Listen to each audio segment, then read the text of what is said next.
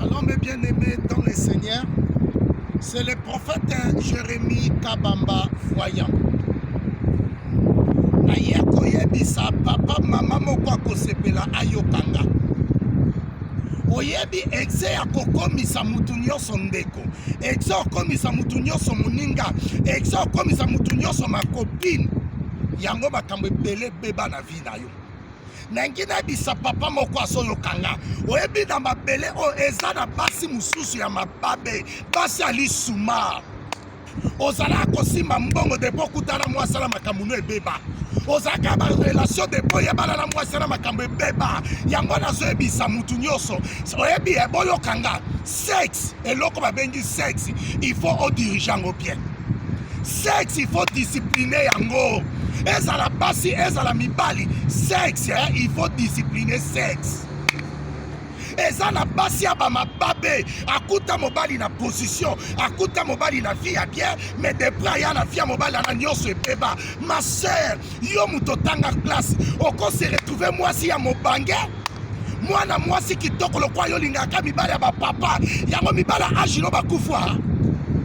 Parce que mwasi nyonso asalama na panja mobali ti yo mama mobimba yo mwana muke okendo linga bakoko bana baso bolinga batata mikolo e akotula to ndenge nini yo mibala ajamno bakufa bomona bango lisute depo kutana mobali wana ya koko makamno nyonso ebebi nangi na ebisa mama moko ba mibali ya mababe pe baza mibali ali suma.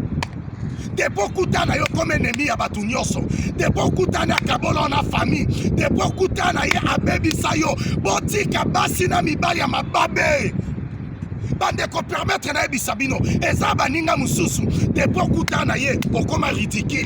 Depo kutana ye osala makambo esimbaka te. A partir ya lelo sala examen ya conscience. Na mwasi ozalaka na ye, na mobali ozala na ye, baninga ozala na ye. Soko moni anaza mutu alibabe tia ye mupandi.